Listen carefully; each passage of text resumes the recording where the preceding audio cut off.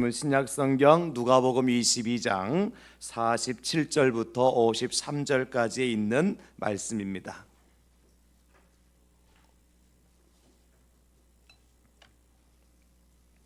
신약성경 누가복음 22장 47절부터 53절까지 우리 하나님 말씀을 이 시간 함께 받으시도록 하겠습니다. 신약성경 136쪽 제가 읽은 성경은 그렇습니다.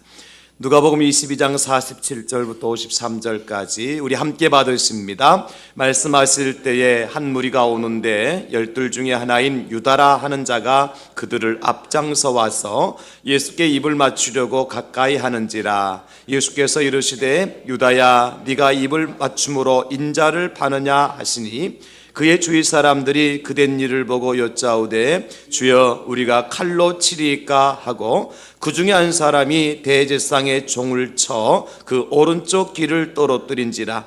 예수께서 일러 이르시되 이것까지 참으라 하시고 그 귀를 만져 낫게 하시더라. 예수께서 그 잡으러 온 대제사장들과 성전의 경비대장들과 장로들에게 이르되 너희가 강도를 잡는 것 같이 검과 몽치를 가지고 왔느냐?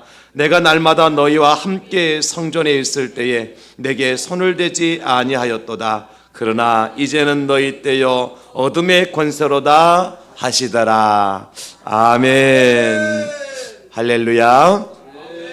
여러분, 만약에 성경을 한 글자로 요약하라고 한다면 우리는 어떤 글자로 요약할 수가 있을까요?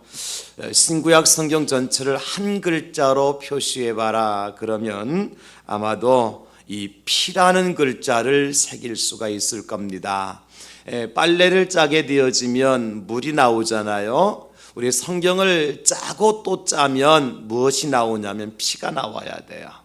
구약 성경을 짜면 짐승의 피가 나와야 되고 신약 성경을 짜면 예수님의 피가 나와야 됩니다. 그래서 마틴 루터라고 하는 분은 성경에서 피를 보지 못한다면 영적인 장님과 같다, 그런 표현을 했습니다. 그래서 우리 성경을 한 글자로 표현하면 이제 피라 이렇게 표현을 요약을 할 수가 있겠고, 성경을 두 글자로 요약을 하라고 한다면 무엇으로 요약이 가능할까요, 여러분? 마태복음 22장 37절로 40절에 보게 되어지면 예수께서 이르시되 내 마음을 다하고 목숨을 다하고 뜻을 다하여 주 너희 하나님을 사랑하라 하셨으니 이것이 크고 첫째 되는 계명이요 둘째도 그와 같으니 내 이웃을 내 자신과 같이 사랑하라 하셨으니 이 두 계명이 온 율법과 선지자의 강령이니라 그러셨어요. 이 성경 전체를 두 글자로 표현하면 사랑이죠, 사랑. 성경에서 사랑을 빼면 우리가 무엇도 얻을 수가 없어요. 그래서 하나님 사랑, 이웃 사랑, 이 사랑이 성경 전체를 아우를 수 있는 하나의 단어라고 볼 수 있습니다.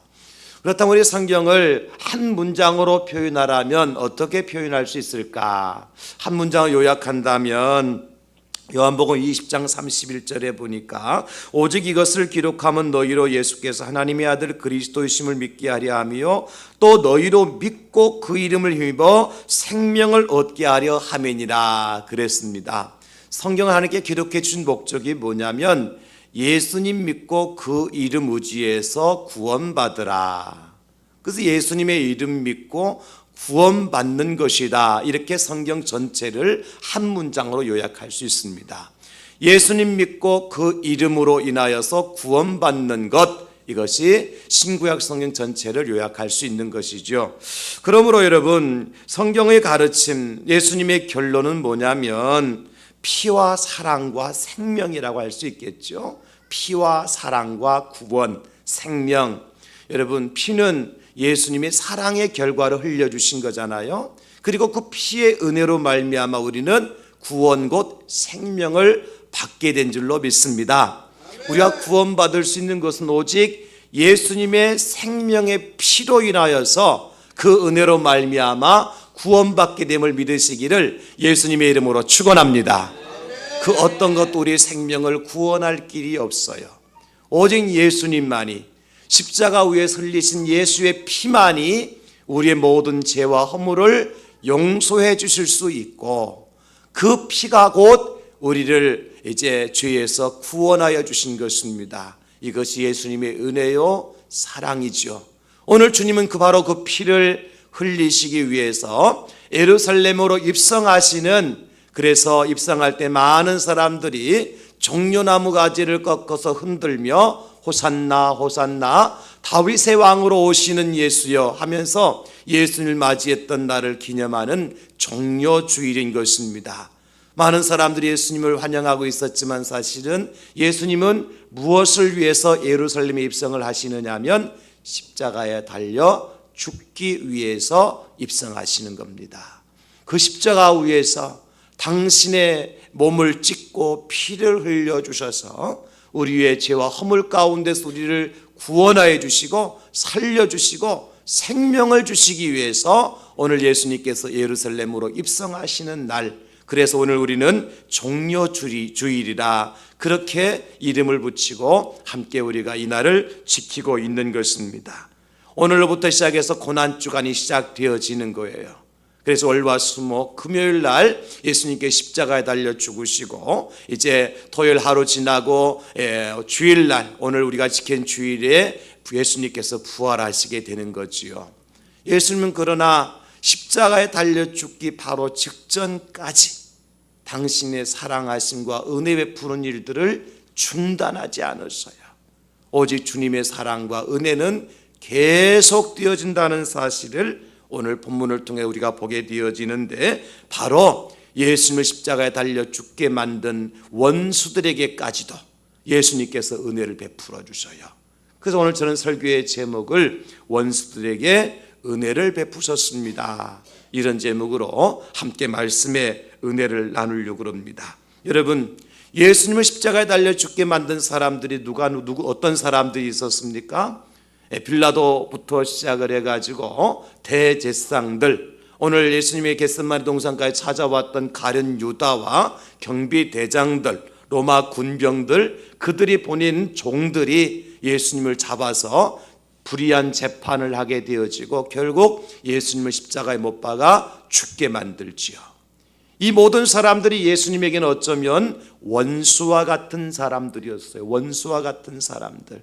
특별히 그 중에서도 예수님 마지막으로 겟세마네 동산에서 기도하고 계실 때에 그 동산까지 찾아와서 예수님을 끌고 가서 재판을 받게 하고 십자가에 달려 죽게 만든 사람들, 오늘 본문에 등장하고 있지 않습니까? 대표적인 사람이 가룟 유다죠. 이 가룟 유다로부터 시작을 해서 이제 많은 군병들이라든지 오늘 말고라고 하는 대제사장의 종과 같은 사람들, 이들에게 예수님은 이 순간에도 예수님의 사랑을 베풀어 주셔요. 예수님의 은혜를 베풀어 주셔요.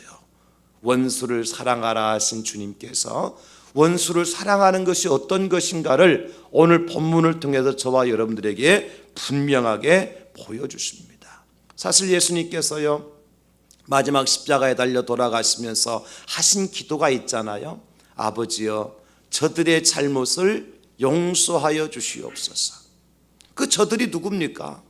바로 가룟 유다를 비롯해서 예수님을 십자가 못 박아 죽게 만든 장본인들이죠. 그래서 예수님을 하여금 십자가 위에서 피를 흘리게 만드시고 예수님이 숨을 거두게 만들었던 저 원수들, 주님이 아니면 이런 기도를 드릴 수 있는 사람이 없죠. 여러분, 누가 나의 생명을 앗아가는데, 누가 나의 목숨을 빼앗아가는데 그들을 위해서 대신 용서해달라고 기도할 만한 사람이 누가 있겠습니까? 그러나 여러분, 우리는 주님의 이 기도로 말미암아, 이 사랑과 은혜로 말미암아 죄 용서 받았음을 믿으시기를 예수님의 이름으로 축원합니다. 주님의 이 기도 때문에, 주님의 이 사랑 때문에, 주님의 이 은혜 때문에 우리는 새 생명을 얻게 되었습니다. 성경은 말씀하시기를 그가 찔림은 우리의 허물을 인함이요 그가 상함은 우리의 죄악을 인함이라. 우리의 허물 때문에, 우리의 죄악 때문에 십자가에 달려 죽으신 주님, 그 피가 마음속에 큰 증거가 되어져서 구속고 제사함의 축복을 저와 여러분들이 누리게 된 거예요. 이것이 주님의 은혜요 주님의 사랑인 줄로 믿습니다. 그럼 오늘 겟세마네 동산에서 주님께서 원수들에게 베푸신 구체적인 사랑, 은혜는 어떤 것인가? 첫 번째 은혜는요, 오늘 배신자 유다의 이름을 불러주시는 은혜입니다. 오늘 47절 48절에 보면 말씀하실 때 한 무리가 오는데 12 중에 하나인 유다라 하는 자가 그들을 앞장서 와서 예수께 입을 맞추려고 가까이 하는지라 예수께서 이르시되 유다야 네가 입맞춤으로 인자를 파느냐 하시니, 그러면서 예수님께서 유다의 이름을 불러주셔요. 여러분, 우리 그리스도께서 요한복음 13장에 보면 제자들의 발을 씻겨주시는 장면이 나오거든요. 그때 주님께서 제자들에게 하신 말씀이 있어요. 너희가 깨끗하나 다는 아니니라. 무슨 얘기냐면 너희가 다 구원받을 하나님의 백성들 나의 제자이지만 다는 아니니라. 너희 중에 누군가는 나를 팔아서 십자가에 달려 죽게 만들 사람이 있다는 것을 예수님께서는 암시적으로 말씀해 주셨어요. 이미 예수님께서는요, 가룟 유다가 무엇을 할 사람인지, 어떤 일을 행할 사람인지를 알고 있었어요. 거짓 제자인 가룟 유다, 그의 은밀한 목적을 예수님께서는 알고 계셨습니다. 그리고 예수님 마지막 만찬을 베푸시면서 제자들에게 뭐라고 말씀하십니까? 나와 함께 그릇에 손을 넣는 그가 나를 팔리라. 여러분, 이 순간까지도요, 제자들 중 누구도 유다를 의심하지 않았습니다. 그러나 그들은 그리스도께서 몹시 고통스러워하시는 모습을 지켜볼 수가 있었습니다. 왜? 내 사랑하는 제자 중에 하나가 나를 판다고 말씀하셨으니까. 저희 가운데 한 사람이 어떻게 그들의 거룩하신 선생님을 배반할 수 있으며 어떻게 무슨 이유로 예수님을 팔아 넘긴다는 말인가? 예수님께서 말씀하시는 그 누구란 과연 어떤 사람일까? 누구기에 과연 이런 엄청난 이제 일을 마음에 품고 있을까? 제자들은 다른 어떤 사람들보다도 예수님의 가르침을 들을 수 있는 특권을 가졌던 사람들이잖아요. 누구보다도 예수님 가까이 있었고, 누구보다도 예수님을 잘 알고 있었고, 누구보다도 예수님의 사랑을 더 많이 받았던 사람들이 제자들이잖아요. 근데 그 제자 중에 한 사람이 예수님을 판다는 거예요. 예수님이 십자가 못 박아 죽도록 만든다는 거예요. 제자들이 아무리 생각해도 우리 가운데 그런 일을 할 사람은 없는 겁니다. 아니, 있어서는 안 되는 거죠. 있어서는 안 되는 일이죠. 다른 사람이 그 일을 한다 하더라도 막아서서 그러면 안 된다고 나서야 될 제자들 아니겠습니까, 여러분? 그런데 그 제자 중에 하나가 당신의 사랑하는 스승을 그렇게 아끼고 그렇게 당신들에게 좋은 것을 베풀어 줬던, 가르침을 줬던 스승을 배반하고 팔아넘긴다고 하는 것은 상상조차 할 수 없는 일이었어요. 그래서 극히 괴로운 심정으로 하나하나 제자들이 예수님께 묻습니다. 주여, 납니까? 주여, 내니까? 그때도 예수님은 유다의 이름을 거론하지 않으셨습니다. 유다는 말없이 멀찍이 앉아 있었습니다마는 그때도 예수님은 유다의 이름을 거론하지 않으셨어요. 깊은 고민 가운데 쌓여있던 요한이 예수님께 묻습니다. 주여, 도대체 누굽니까? 그 순간까지 예수님은 유다의 이름을 거론하지 않습니다. 입을 다물고 계셔요. 왜 그러셨을까? 여러분, 왜 그러셨을까? 반역자 유다가 돌아와서 주님 앞에 엎드리기를 기다리셨던 겁니다. 사탄의 유혹을 받은 영혼까지 사랑하심에 있어서 예수님의 오래 참으심은 한도 없고 끝도 없으셨던 것입니다.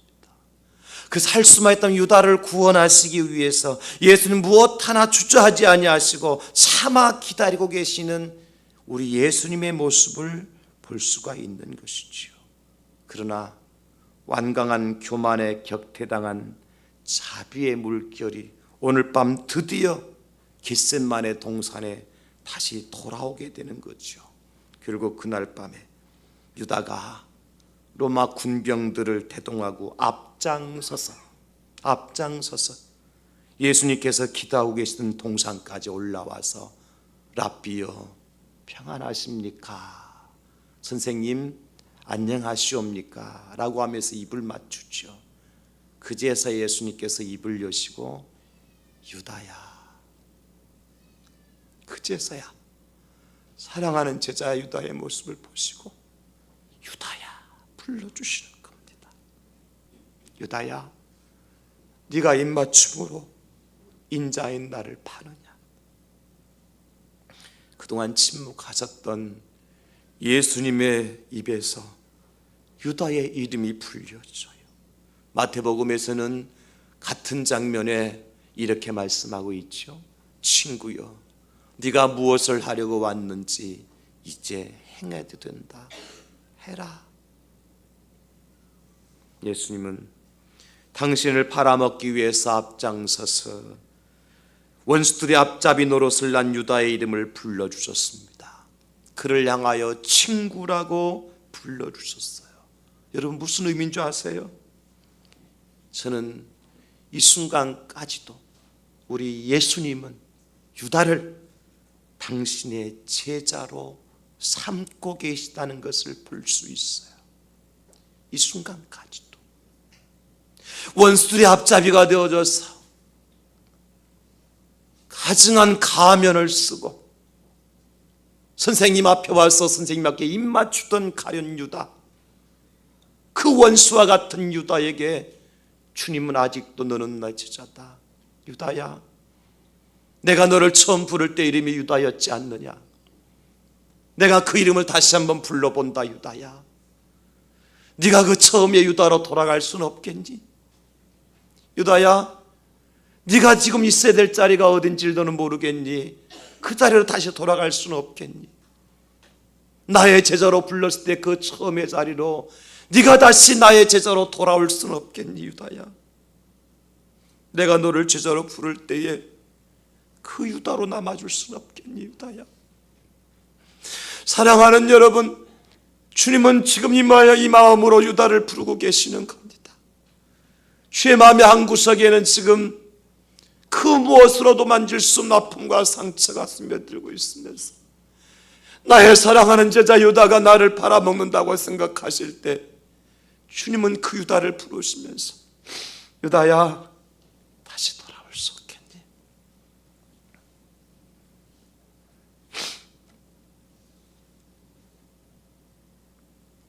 오늘 유다를 부르시는 예수님의 음성은 예수님의 간절한 마음이 담긴 사랑의 표현이에요. 예수님의 마지막 사랑이 담긴 부르심이었어요. 이 모습을 사도 요한은 요한복음 13장 1절에서 이렇게 설명을 해주고 있습니다. 6월절 전에 예수께서 자기가 세상을 떠나 아버지께로 돌아가실 때가 이른 줄 아시고 세상에 있는 자기 사람들을 사랑하시되 끝까지 사랑하시느니라. 주님의 사랑은요, 끝까지의 사랑이에요. 엔들레스 러브예요. 끝까지의 사랑이에요. 그 사랑이 있기 때문에 오늘 저와 여러분들이 이 자리에 앉게 된 줄 믿으시기를 사랑이신 예수님의 이름으로 축복합니다.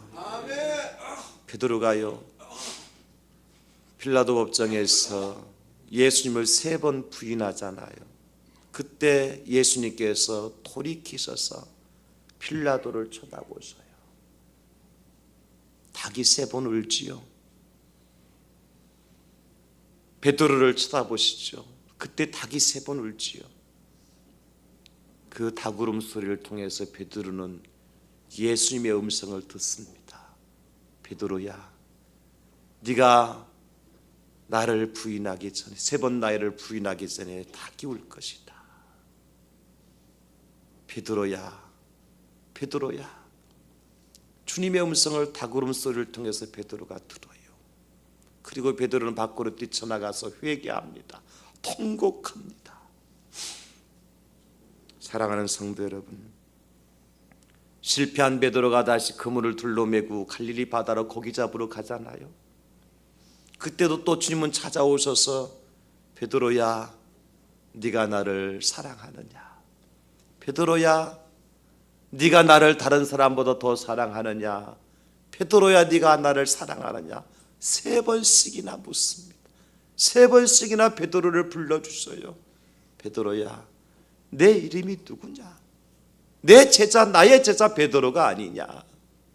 네가 연약해서 마귀의 시험에 들어서 실패했다 할지라도 여전히 너는 나의 제자다, 나의 사랑하는 제자다.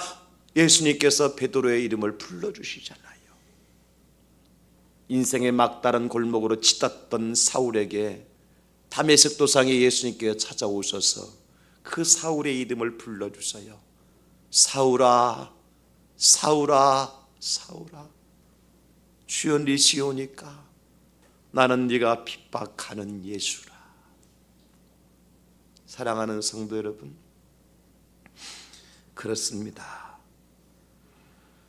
사람들은 인생의 막다른 골목에서조차도 주님의 음성을 듣지 못하여 불행한 삶을 마감하는 사람들이 있어요. 저는 오늘 원수들을 사랑하시되 유다의 이름을 불러주시는 그 음성을 이번에 고난주간을 통하여서 저와 여러분들의 이름을 불러주신 주의 음성을 들으실 수 있기를 예수님의 이름으로 축복합니다. 아멘. 사랑하는 내 아들아, 사랑하는 내 딸아, 우리가 비록 하나님 앞에 우리 낯을 들고 하나님 내가 이렇게 자랑스럽지 않습니까? 라고 말할 수 없는 삶을 살아왔다 할지라도요, 부끄럽고 죄송하고 미안한 삶을 살아왔다 할지라도요, 이번 주간에 주님께서 저와 여러분들을 불러주실 거예요. 잔잔한 목소리로 불러주실 거예요. 그때 우리는 주여 내가 여기 있습니다. 주님의 사랑 때문에 내가 여기 있습니다. 주님의 은혜 때문에 내가 여기 있습니다. 이런 고백하시고 주님의 부르심 앞에 서는 저와 여러분 될 수 있기를 예수님의 이름으로 축복합니다. 오늘 원수들을 사랑하신 주의 사랑은 유다의 이름을 불러주시는 사랑이었어요. 두 번째, 주님의 은혜는 어떤 은혜냐? 종의 길을 고쳐주시는 은혜였습니다. 종의 길을 고쳐주셨어요. 무슨 말이냐? 오늘 이제 예수님을 잡으러 온 사람들 중에 대제사장이 보낸 종도 있었어요. 그 종의 이름을 이제 요한복음에 보면 말고라고 하는 사실을 알 수가 있어요. 그 종이 예수님을 잡으려고 아마 유다가 입 맞추고 뒤로 물러났을 때 종이 한 걸음 앞으로 다가왔겠죠. 내가 이제 유대 사람들에게, 대지상들과 경비대장들에게 공을 세울 만한 좋은 기회가 왔다 싶어서 내 손으로 예수를 잡아서 담대하게 예수님을 묶어서 대지상 앞으로 끌고 가야 되겠다는 생각을 가지고 종이 한 걸음 앞으로 다가왔을 겁니다. 그때 예수님의 제자 중에 한 사람이 칼을 빼서 그 종의 오른쪽 귀를 잘라버립니다.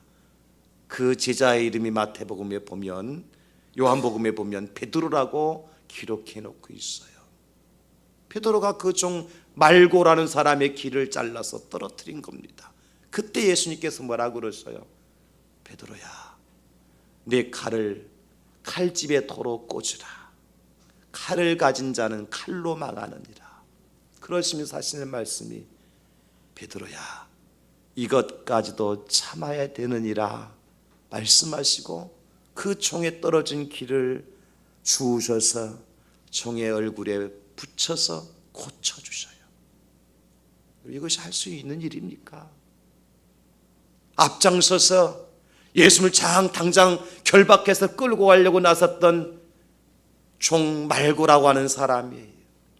베드로가 칼을 쳐들어서 그 종의 이제 목이 아니라 귀를 하나 떨어뜨린 것 정도는 예수님께서 보시고, 봐라 이놈들, 너희들이 나에 대해서 해하려고 하면 어떤 일이 다가온다는 사실을 이것을 통해서 깨닫지 못하겠느냐라고 말씀하시면서 너희들 목에 칼도 될 수 있다고 예수님께서 말씀하실 수 있는 그러한 상황이었어요.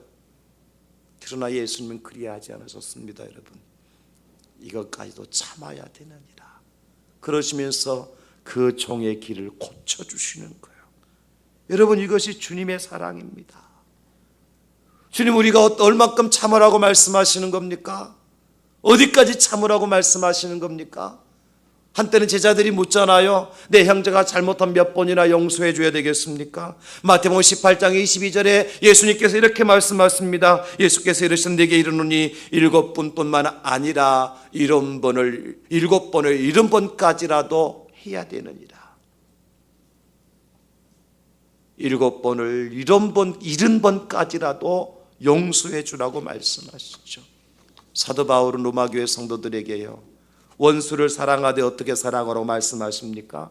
로마서 12장 20절로 21절에 보면 내 원수가 줄이거든 먹이고 목마르거든 마시게 하라. 그리함으로 네가 숯불을 그 머리에 쌓아 놓으리라. 악에게 짓지 말고 선으로 악을 이기라 그러셨어요. 원수가 줄이거든 먹이도록 해라. 원수가 목마르거든 마실 물을 갖다 주어라. 내 원수가 오리를 가자고 하거든 심리까지 동행해주고, 내 원수가 내 겉옷을 빼앗거든 속옷까지 벗어주고, 내 원수가 내 오른뺨을 치거든 왼뺨도 대어주고.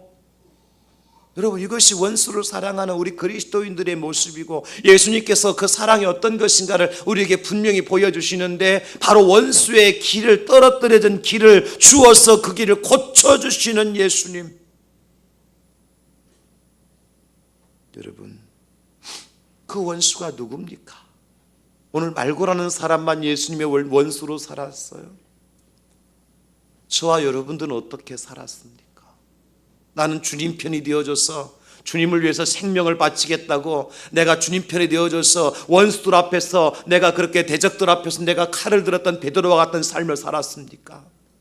아니면 내 육신의 소욕을 쫓아 살기 위해서, 내 삶의 조그만 이익을 내가 취하기 위해서, 직장에서 학교에서 삶의 현장 속에서 내 이익을 위해서, 나의 유익을 위해서, 내 육신의 소욕을 위해서 주님 없이 주님을 배반하고 살아온 원수의 삶은 아니었습니까, 여러분?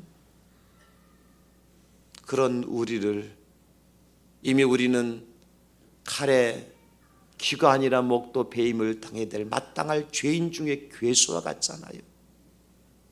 죄인 중에 괴수 아닙니까, 여러분? 그런 우리를 주님께서 고쳐주셨어요. 고쳐주셨어. 어떻게? 잘려나간 말고의 귀 대신에요, 당신의 살을 찢어주셔서 고쳐주셨어요. 그 길 잘려나간 말고의 귀에서 흘려될 피 대신에 예수님의 피를 흘려주셔서 말고의 귀를 고쳐주셨어요. 그가 징계를 받음으로 우리가 화평을 누리고, 그가 채찍에 맞음으로 우리가 나음을 입었도다. 이것이 주님의 말씀 아닙니까, 여러분? 그죠? 주님이 찢기시고 상하시고, 주님께서 살을 찢기시고, 주님께서 피를 흘려주심으로 말미암아 우리를 고쳐주셨단 말이에요. 우리의 상한 마음을 고쳐주셨고, 우리의 상한 심령을 고쳐주셨고, 우리 연약하고 고장난 우리의 인격과 우리의 삶을 고쳐주신 분이 누굽니까? 예수 그리스도입니다. 예수 그리스도예요. 주님만이, 예수님만이, 십자가 위에서 피 흘려 죽으신 예수님만이 우리의 고장난 인격을 고치실 수 있는 분이시고, 우리의 죽어가는 삶, 이제 사망의 몸에서 우리를 살려주시고 새로운 생명을 주실 수 있다고 하는 사실이에요. 내가 부활이요 생명이니, 주님 말씀하셨잖아요. 예수님이 여러분들의 고장난 마음과 인격을 고치시는 놀라운 은혜가 이번 고난주간을 통해서 일어날 수 있기를 예수님의 이름으로 축원합니다. 여러분들의 육신, 연약한 육신도 예수님께서 흘리신 피와 찢기신 살의 능력과 은혜로 말미암아 육신의 모든 질병도 해결되어지고 고침받는 역사가 일어날 수 있기를 예수님의 이름으로 축복합니다. 예수님께서 고치시고 치유하시고 온전케 하여 주실 줄로 믿습니다. 하나님이 주신 찬스입니다. 기회입니다. 한 주간 동안 하나님께 이런 은혜를 우리에게 베풀어 주실 겁니다. 여러분, 여러분 가정에 문제 있습니까? 직장에 문제가 있으십니까? 사업장에 어려움이 있으십니까? 여러분 학교에서 삶의 현장 속에서 내 힘으로 내 능으로 해결받지 못하는 문제를 가지고 계신 분 계십니까? 주님의 보혈 그 십자가를 바라보시기 바랍니다. 말고의 길을 고쳐주신 주님께서 우리를 고쳐주실 줄로 믿습니다. 우리를 새롭게 해주실 줄로 믿습니다. 우리에게 놀라운 하나님의 은혜로 변화의 축복을 허락하여 주실 줄로 믿습니다. 그래 우리는 고백하게 될 거예요. 이전 것은 지나갔으니 보라 새 것이 되었도다. 여러분, 주님이 이 일을 위해서 십자가에 달려 죽으신 겁니다. 종료주일과 고난주간을 맞이해서 우리의 신앙생활이 칼이 아니라 주님의 십자가의 사랑으로 회복되고 화평케 될 거예요. 칼이 아니에요. 베드로의 손에 들렸던 칼로 문제가 해결되어지는 것이 아니에요. 세상에 우리의 지식과 힘으로 해결되어지는 것이 아니에요. 오직 주님의 은혜로, 오직 주님의 사랑으로 해결되어지고 화평케 되는 것입니다. 여러분, 이 한 주간만큼이라도요 우리 자신들을 내려놓고 주님 바라보십시다. 나의 힘과 나의 지식과 나의 경험과 나의 권세와 나의 능력을 내려놓고 주님의 십자가 그 사랑과 은혜를 바라보고 주님께서 어떻게 행하실는지를 우리가 기다리면서 고치시고 치유하시고 회복해 하시는 그 주님의 놀라운 축복을 누리는 저와 여러분 될 수 있기를 다시 한번 예수님의 이름으로 축원합니다. 말고의 길을 고쳐주시는 은혜, 원수를 사랑하시는 방법이에요. 마지막 세 번째, 원수들 어떻게 사랑하고 무슨 은혜를 베푸셨습니까? 원수들의 손에 당신을 맡겨주셔요. 오늘 52절 53절 예수께서 그 잡으러 온 대상들과 성전의 경비대장들과 장로들에게 이르시되 너희가 강도를 잡는 것 같이 검과 몽치를 가지고 나왔느냐? 내가 날마다 너희와 함께 성전에 있을 때 내게 손을 대지 아니하였도다. 그러나 이제는 너희 때요 어둠의 권세로다 하시더라. 무슨 얘기예요?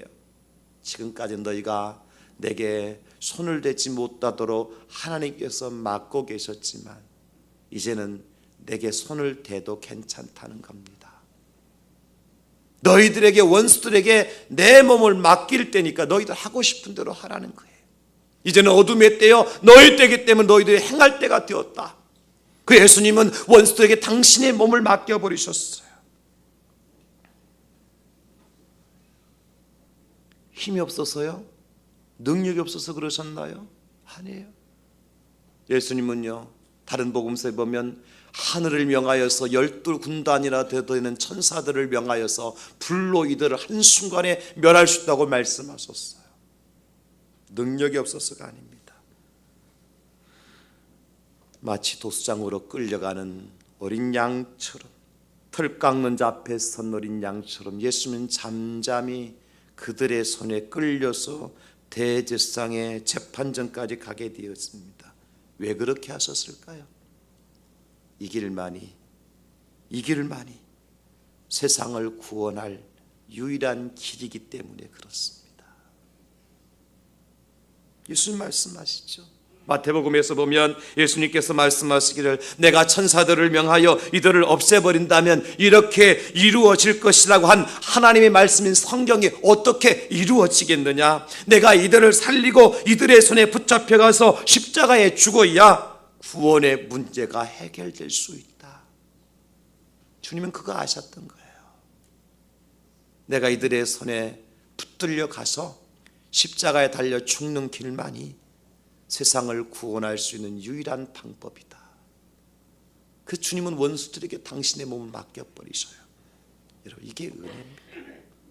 그렇습니다. 피 흘림이 없이는 제사함도 없죠 여러분. 그래서 주님께서 원수들의 손에 당신의 몸을 맡기신 겁니다. 그 은혜로 우리는 구원함을 받게 되었고요. 사망에서 구원받게 되었고요. 여러분 이사야 53장 5절에 하나님은 이렇게 말씀해 주고 계시죠. 그가 찔림은 우리의 허물 때문이요 그가 상함은 우리의 죄악 때문이라. 그가 징계를 받음으로 우리가 평화를 누리고 그가 채찍에 맞음으로 우리가 나음을 입었도다. 주님 아셔요. 징계를 받아야 됨을 아시고, 상해야 됨을 아시고, 채찍에 맞아야 됨을 아시고, 죽어야 된다는 사실을 아시고 주님께서 원수들에게 당신의 몸을 맡게 해주고, 이것이 우리를 사랑하신 하나님의 증거예요. 주님의 소원은 한 가지뿐이었어요, 여러분. 그 소원이 뭐예요? 당신의 택한 백성들을 구원하시는 겁니다.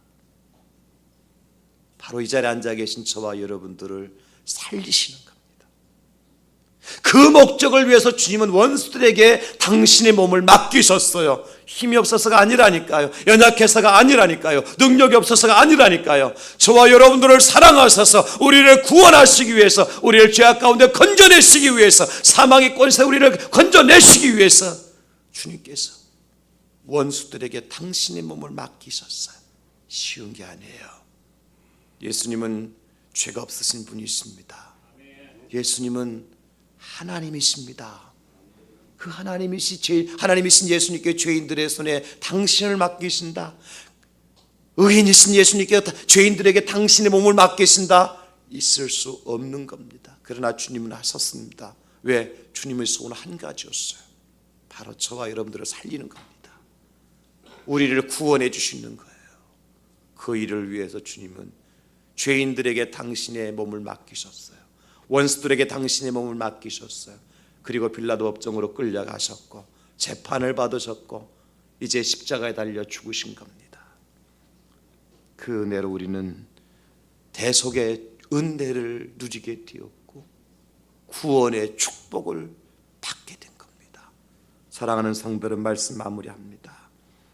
이 종료주일 또 고난주간에 저와 여러분들이 베푸실 주님의 은혜가 어떤 것인가를 오늘 본문을 통해서 배우게 되는 거예요. 그 은혜가 어떤 은혜입니까? 우리의 이름을 불러주시는 은혜입니다.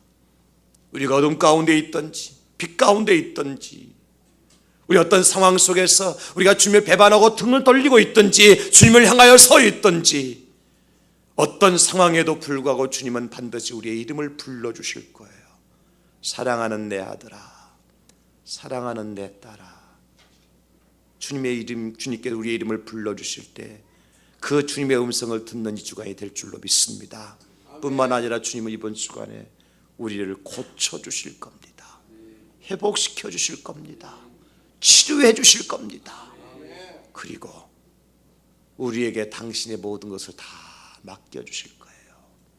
제자들에게 모든 것을 맡기고 승천하신 예수님이시잖아요. 이제 우리가 주님의 몸을 맡을 때입니다. 우리가 주님의 몸을 맡을 때예요. 감당치 못할 주님의 은혜를 우리가 간직하고 살아갈 때입니다. 그 사랑을 나타내며 살아갈 때예요. 우리가 주의 몸을 안고 주님과 함께 이 한 주간 거룩하고 경건한 삶을 살아가실 수 있기를 예수님의 이름으로 축원합니다. 기도하십시다. 주님,